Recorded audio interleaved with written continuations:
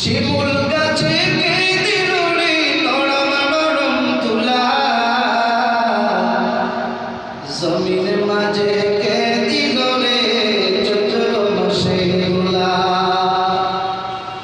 শিমুল গাছে কে দিল রে নরম নরম তুলা, কার আদেশে চৈত্র মাসে জমিনের মাঝে দোলা।